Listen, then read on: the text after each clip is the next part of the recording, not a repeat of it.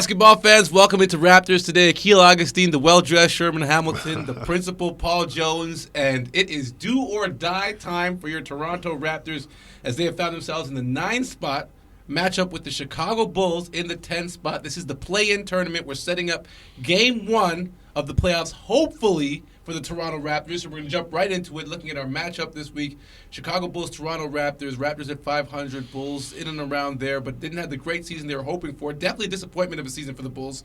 Let's talk about this matchup. Sherm, what stands out to you as the keys for the Toronto Raptors to get this W and hopefully move on to the winner of Atlanta, Miami? Well, first of all, Chicago without Lonzo Ball was a different team. Yes. And that was a big part of what they were supposed to try and do this season. He would have alleviated some pressure off of Zach LaVine, off of DeMar DeRozan, off of Vucevic. All these guys probably would have had a bit of a different path this season. Having said that, more load goes on DeMar, Zach. These guys are going to have to carry the team, and they've done a decent job. But for the Raptors, you look at the success they've had against Chicago. OG Anunoby's done a great job on DeMar DeRozan. Yes. He's been very good individually on DeMar DeRozan. And DeMar's usually able to attract a second defender and create all kinds of defensive rotations. And OG's been able to not force him to do that. The addition of Jakob Poeltl, he's been good in terms of defending Vucevic. And I just think that overall the Raptors collectively as a team from a defensive perspective has a lot of length. They have a lot of multiple defenders that they can throw at people. They can give people different looks. And I think from that perspective, the Raptors have a chance to really be, I think, versatile in this situation. And when it's a one-and-done scenario, it's all hands on deck now. And I think in a game like that, the Raptors have enough weapons. The question will be, can they shoot the ball well enough? And that's something they've struggled with. No game, and we know Toronto's beaten Chicago 2 out of the 3 this year. Yes. But those games were both at home. 2 of the games were back in November in a back-to-back situation. So those, and I always say this, no game in November or December or even January, February, that means nothing in April or May. It's especially in a one-and-done situation. I think Toronto has Nick has schemed very well for Chicago. And the scheme involves the personnel. As Sherm said, using the personnel in an efficient, effective way to slow Chicago down. I think the things you're worried about, you're always worried about DeMar getting going. But then it's the ancillary pieces, the other guys. Zach LaVine can really hurt you. You don't want to see, a Patrick Williams and Ayo Dosunmu, all of a sudden these guys come up with a big game on in a one and done on a night like that. So I think defensively, Toronto really needs to be ready. And then I think you can do some damage offensively at home, the way they've been playing, if you can get that kind of ball movement and stay to your personality. Get turnovers, get out and run, get easy baskets, those kinds of things. Now they've got to come down playing against that scheme and grind it in the half court. So let's face it, I think Toronto has an edge being at home, particularly the way they played at home in the second part of the season. But then again, I keep going back to the whole idea that it's one and done. First time in the play-in tournament for both organizations. And can we change it? Okay. Like the NBA, don't call it the play-in tournament. Call it the wild card. The wild card. Everybody else. MLB. Well, everybody else. Hockey. Everybody has wild card. Baseball, football has wild card weekend. You tell people, the Raptors are in the play-in tournament. They're like, what is that? Okay. So NBA, give me wild card. Okay, excuse me. First time in the wild card for the Toronto Raptors and the Chicago Bulls. Here's how it shakes out. Winner moves on between the Bulls and the Raptors, and the winner of that game takes on the loser of the 7-8 matchup, which will either be the Hawks or the Heat. The winner of that game will move on to play the Boston Celtics. So let's focus in on this matchup right now. And you guys talked about the fact that the Raptors have played the Chicago Bulls team, but you got to erase that. You got to wipe your memory from what happened there. So, Jonesy, how different of a group do we expect to see, or how different of an approach do we expect to see from Nick Nurse, who's known for tinkering and throwing, a couple wrenches in the game plan? How different of a set of looks are we expect to see from this Raptors team? come I mean, Wednesday? I think, like I said, I think Nick's always has great schemes defensively, and I think he schemed well for Chicago this year. I'm sure he's got a couple things in his back pocket just in case the initial stuff doesn't work. But when you look at it, the two games that Toronto won, again, take out the back-to-back, the two games that they won pretty handily. Yeah. And whatever worked, I mean, you got to have that football mentality. Well, I'm going to do this till they stop it or they have a counter and force me to change. So I'm sure Nick has some of those counters. I don't know that he's been, he's had to use them, and he may just keep them in his back pocket. But, I like the way they've always been prepared for Chicago, and let's see what happens on Wednesday night. If you ask Billy Donovan, he talked a lot about the length and how that bothers his Chicago Bulls group. And neither team a great three-point shooting team, so that's kind of where the opportunity lies for both groups, Sherm. Well, if one of the teams can shoot the ball well from three magically that night, yeah, it's going to help. But I also think that, defensively, you look at Chicago, and I don't know if they provide any type of paint intimidation. Yep. So if you're the Raptors, you should be going downhill. You should be attacking the paint, getting there 2 feet, making a decision in there, and finishing around there. And then, the kickouts for the threes become more available once you've condensed that defense. And I also think, as weird as it sounds, we know Pascal is the guy for this team in terms of scoring. He's going to have to be the guy on steroids, get the job done. Whatever matchup they throw at him, he's got to dominate that matchup. He's got to go after that matchup. And talking about a wild card, I look at Scotty Barnes, and I think Scotty Barnes can have significant impact in this game, both sides of the ball, because you can throw him on DeMar for a little bit, you can throw him on Zach for a little bit, you can even throw him on Vucevic for a little bit if you want. But offensively, we need to see the Scotty that's looking at the basket, attacking, being ready to make a play, whether it's move the ball, get to the rim, post up a little bit. He's got to play aggressive basketball. And I think those two guys, obviously Fred's got to do what he's got to do with the matchup with Beverly, but those two guys to me have to be dominant forces for the Raptors, and Scotty has the added layer of being dominant defensively as well. I think the Jakob Poeltl piece is huge too, considering you're putting him into the mix, and it's something that, Chicago's going to have to deal with. They didn't have that in the other games. A new look. And I think Toronto is playing really well with Jakob in the lineup. That's something that, maybe Chicago hasn't seen before. And watching it on tape and game planning it for it is one thing, but actually standing on the court and when it happens, that's something totally different. All right, so Toronto can only play Milwaukee, no shot at Boston, but let's right now hand it over to head coach Nick Nurse, who's got all the game planning ready. Did you see that in the past? I've got a lot of fun having a couple days to prepare for an opponent. Is it when you dig down deeper in the team, you get the laser focus on them for 48 hours? Is it fun to cook that way? Well, I think that, I do enjoy it. I think that you got to enjoy this time of year in any fashion that it's in. And I think in general we enjoy trying to put game plans together as a staff. And the challenge is always, you really got to, a little different now, right? Because you got to kind of make sure you're making your best option A's are ready to go and they're the right ones and all those kind of things. But yeah, we enjoy it for sure. This team, the Bulls, have two very good on-ball backcourt defenders in Caruso and Beverly. Your use of Pascal and Scotty and even Precious to bring the ball up, does that give you an advantage having big wings that they might on that side up with? Well, I think that they've only, they've got those two guys. I think they do use some other guys sometimes in some defensive role situations. But yeah, I think that we think we have to be ready for everything. If they just, I think you got to imagine they're going to put some heat on our top scorers, right?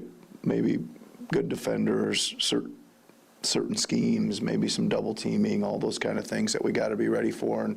And you're right, though. I think we can bring it up not by committee or whatever, but we certainly start a lot of plays with a lot of different guys handling the ball. Yeah. Fred spoke about with both DeMar and LaVine, it starts with denying touches Yeah. Can you deny touches to two guys at the same time? No, I think probably limiting is maybe better than total. Mine was probably my word. That's okay, total. But yeah, I mean, I think that anytime, I mean, those guys both can really score. They're both really explosive. So whether it's them or whoever we'd be playing, I think we would always start out with trying to find the right matchups, right? Who can maybe limit some touches one-on-one. Make sure they don't just constantly have the ball easy, and that they're playing free and easy and getting to where they really want to get to free and easy. So I think it starts with some of that, yeah. On the subject of matchups, And probably ends with some of that too, late in the possession. Sorry. you guys threw a lot of different looks at DeMar this season, but OG spent quite a bit of time on him in that matchup. What did you like about what he was able to do in terms of kind of limiting his defense? Yeah, I mean, I think that the biggest thing is, I mean, listen, DeMar can really score, as we know, and he can score guarded, right? So I think that the level of the contest and the level of where he starts from, number of catches, again, a lot of what we just talked about. I think OG does a pretty good job of zeroing in on that stuff, and you're not stopping him. You're not stopping him. Like, he's gonna find ways to score. It's just, can we make it tough over the course of the game and try to get some misses here and there and make sure we limit those misses to one shot opportunities and all those things. So that's a big thing. You heard Nick Nurse being very complimentary of one of the city's favorite sons, DeMar DeRozan, averaging about 24.5 points per game this season, but you wouldn't have guessed it by looking at him playing against the Toronto Raptors. Total 26 shots against the Raptors this season, but Nick Nurse alluded to it. You're not going to bottle this guy up. But with the defense that the Raptors have been playing, how do you expect DeMar to respond, not only to the defense, but to the crowd? Because that might be a shot in the arm for him, too, knowing how much they have a love for him. It's always personal when you play your former team, right? And everybody knows The ex-girlfriend. remembers the circumstances that that by which DeMar left Toronto. But you talk about the 26 shots, Akil, and I think again it goes back to what I said earlier, the way they schemed for him, the way they played him, and DeMar has grown as a player. He seeks his opportunities. He knows when to go, but he also understands playing the game properly and giving up the ball. And I think back to the first game in Toronto, there were times when he would have the ball coming over midcourt and two guys run at him, right? So now, you have to give it up, right? It works against your team if you try to just beat those two guys. Now Toronto's accomplished what they want. The ball is out of his hands. They know he can beat them. Now they're trying to make somebody else beat them. So, as I said, I think it goes back to the schemes, the way you play him, the individuals that you put on him, and as Nick said, contesting shots and making it tough for him. You're not going to hold DeMar to 8 points. I don't see that happening. He's that kind of scorer and that kind of veteran in the game. He's going to get to the free throw line. He's going to score, but you need to make it difficult for him. Yeah, and when you talk about players who've come through the Raptors organization, DeMar is one of my favorite players because he's a guy who every summer he came back, he was significantly better. And to me, that speaks to his work ethic. And, when he went to San Antonio, you saw the other areas of his game. The passing started to come out. The rebounding effort started to come out. And he's become such a rounded player offensively now. The question I would have about DeMar is, he can completely destroy you in the mid-range. He can hit a three. He's not going to rely on it, but he can keep you honest out there. He can get to the basket. He's still athletic. But I would challenge his passing. I would see how good and how consistently he can play being a passer. And that's the one area I would, if I was the Raptors, try to focus on. Getting the ball out of his hands, maybe lengthen the shot clock, run somebody at him, force him to get rid of the ball, a little bit of duress with the shot clock and pressure, and see if he can continually make the right decision. But you know DeMar, if you square him up one-on-one, over time he's going to figure some things out. Yeah. And I think you got to look at the weakest part of his all-round game, which I would say would be challenge his passing and see if he can consistently make the right play. To Sherm's point there, that speaks to the Raptors' personality too, right? They are top of the league in forcing turnovers, creating turnovers, and they take advantage of that by being right up there in points off turnovers. I'm sure paint points in those situations when they get run out. So I think, again, you got to stick to your personality. If you're Toronto, I think you have to stick to your personality. It's just hard to root against DeMar. It is. He's a great individual. He's a great dude. We watched him grow up right in front of us. The way it ended didn't feel good to a lot of people, but he is one of the quality human beings that I'm sure we've come across in terms of all the years we've been around the Raptors. All-time great Raptor. Yeah. Mark Eversley is their general manager now in Chicago, who was part of Brian Colangelo's team when DeMar was drafted here. And I'll never forget being in the media room on draft night and Mark Eversley coming down the stairs. And, everybody wins on draft night. Oh, we got the guy we wanted. And I remember Mark Eversley saying, Jonesy, you watch. This kid's going to be an unbelievable pro. I'm like, okay, you're the GM. You evaluate. I'll take your word for it. But everybody says that, Mark. Well, here we are, 14, 15 years later? And they were right on in their assessment. Met and exceeded expectations. Easily. Absolutely. Now, if the ball does get out of the hands of DeMar DeRozan, there's another threat that you have to worry about with this Chicago Bulls team, and that is all-world, triple-level scorer talent, Zach LaVine. So, Sherm, I'll start with you. OG Anunoby's going to have DeMar maybe, but someone else is going to have to take on Zach LaVine. How do you limit a guy who can score from practically anywhere on the floor? Well, first of all, again, like DeMar, Zach is going to take enough shots that there's going to be points on the board. Yeah. So you're not going to stop him. You just what's the lesser evil? Zach LaVine shooting a three, or Zach LaVine doing that, dunking the basketball, using his athleticism, getting to the rim, and causing problems. I'd rather see him take 10 to 15 of those threes contested than see him waltz through the lane or catch alley-oops and things like that, because we know how good he is athletically. But I think it's about, that ball gets swung to the weak side and how you close him out. What are you going to do? Are you going to fly by, put him into drive mode, or are you going to close him out, contest, try to contain? Yeah. So he's definitely a difficult matchup, especially when that ball gets to the side where you might have double team and now you got to scramble on the weak side. But I do think, again, you're not going to take everything away from these guys. They're too good. You just got to take as much as you can and make it as difficult as possible, and then rebound the ball if they miss. Yeah. Hope they have a rough night at the office for one night. Your defense has to be tight, because if you do double team DeMar and it gets to Zach LaVine, now you're 4-on-3 with Zach LaVine handling the ball and making those decisions. And you watch Chicago, there isn't. It doesn't seem to me like there's a whole lot of particularly structured stuff run for Zach. DeMar has the ball. They play off that, and he's got these helpers, Zach, Vucevic, all these other people. And Zach's he can go. He's just good at getting the ball, improvising, making something happen, particularly in a scramble situation. So I just think if you're the Raptors, the scheme might be we're on DeMar, get the ball out of his hands, but that's not where it stops. There's a guy like Zach LaVine that you really have to be aware of, and defensively, everybody's got to be on the same page. All right, well, the responsibility falls on the players right now, so we hand you off to them with sound. Fred, you guys were really able to make DeMar work during the season series with these guys, but the biggest thing is probably limiting his attempts.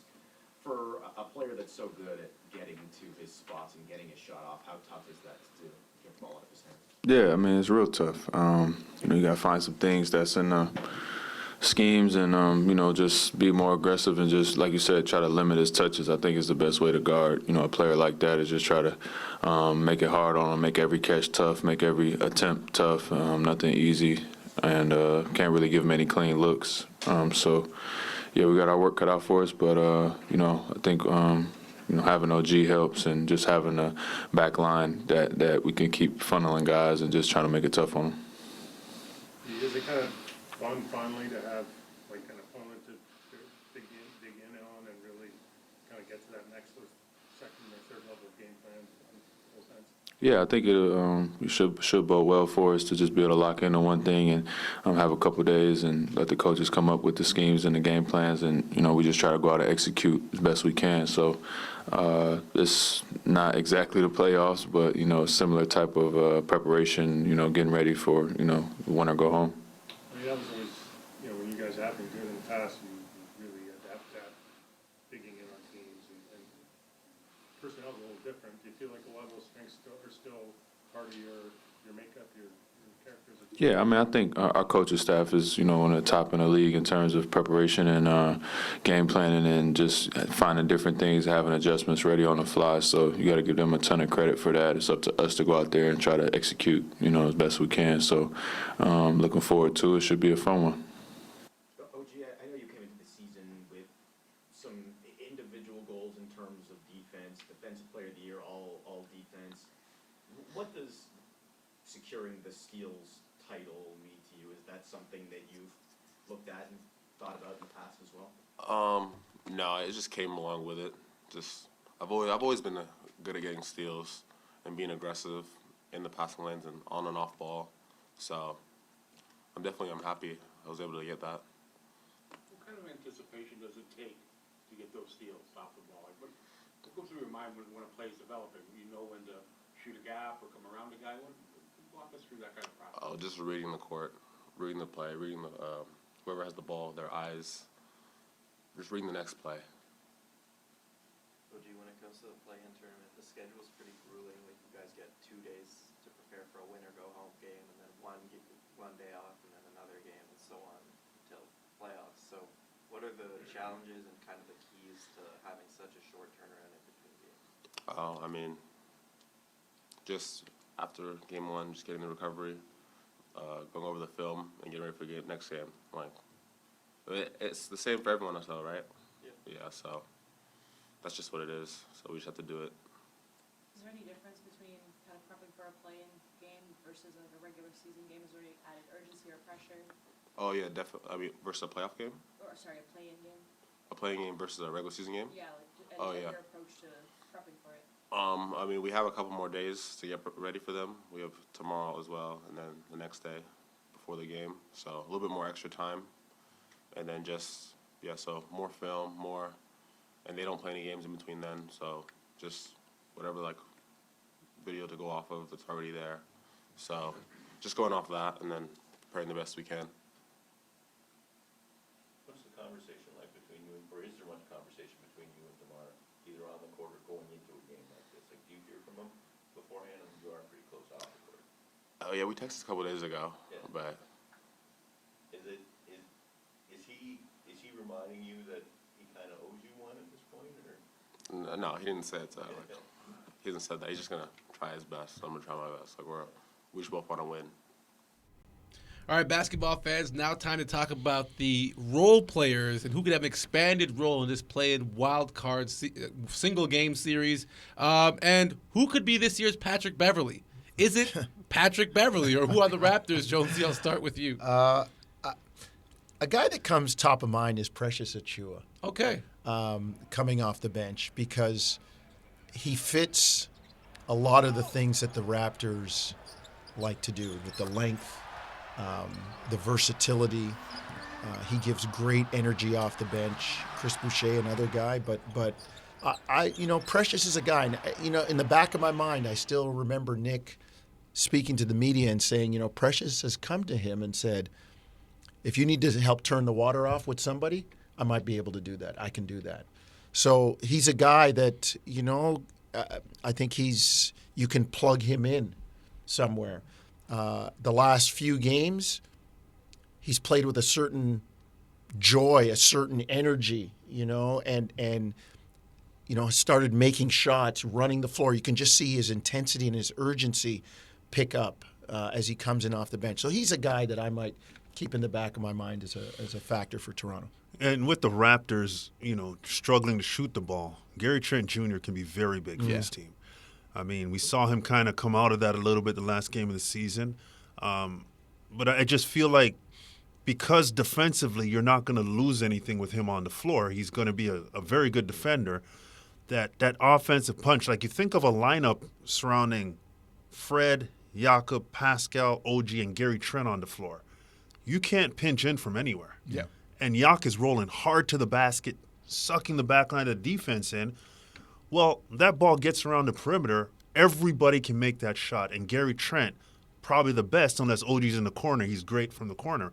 But that's a lot of shooting on the floor to surround the screen and roll with a big roll into the basket. So I think Gary's ability to knock down shots can be really big in this series. All right. Now let's switch focus, talk about the Western Conference for a quick second because we did have some drama. An epic Sunday, final game, day of the regular season. We had the Pelicans and we had the Timberwolves. Timberwolves walk out with a 113-109 win. That should have been the big story. But coming out of that game, the big story is Rudy Gobert, who's had a challenging year, punches slow-mo, one of his teammates, and Kyle Anderson receives the punch, and Rudy Gobert receives a suspension. And he probably won't be available, I'm hearing, for that Lakers matchup. How surprised are you at how things played out for Rudy Gobert come Sunday? I mean, it's just unfortunate that stuff happened, and it didn't happen in a locker room, and again, it's public again, right? Teammates have disagreements. Rudy's come out and, apologized. Audio's come out, too, from within the organization. Well, I mean, to me, I was a little bit surprised that he got suspended. I thought he might have been heavily fined with the playoffs, but give the Timberwolves credit. They're making a statement that this is unacceptable and not just a fine. They're standing on principle.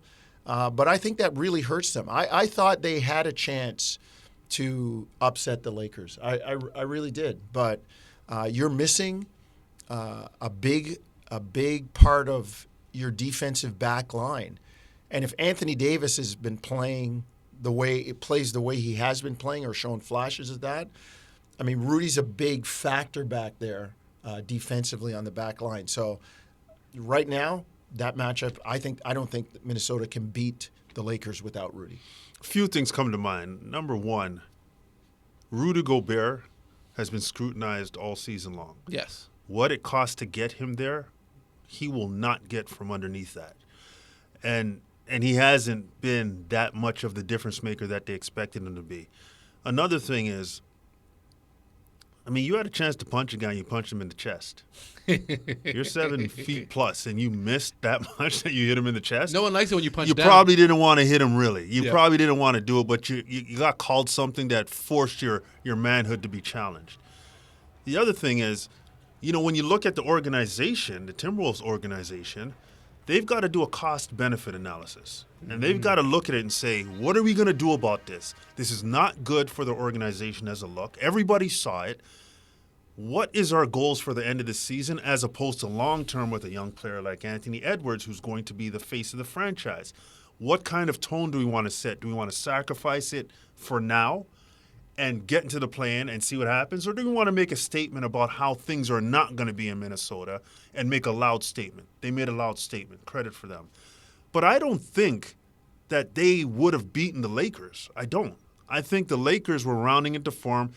Anthony Davis, LeBron James are playing at a different level. They've got their ancillary pieces playing at a high level. I think Minnesota might have looked at it and said, we might not beat these guys anyway. Yeah. Right? So let's do your something now medicine. and deal with it and make it, palatable. Take your lumps and go home. Make it palatable. So I think the Lakers would beat Minnesota even if Rudy Gobert was there. So it's kind of a rounded delivery of punishment that kind of fits the narrative. All right, well, the play-in tournament or the wild card runs on. The Toronto Raptors match up with the Chicago Bulls Wednesday night. You got the D-Lo revenge game, 10 p.m. tonight. Timberwolves and Lakers and the Hawks and the Heat. That does it for us, but we will be back to see exactly what the result is. So everything is contingent on Wednesday night. Stay tuned to Raptors.com for all your Raptors information, and we'll see you later in the week.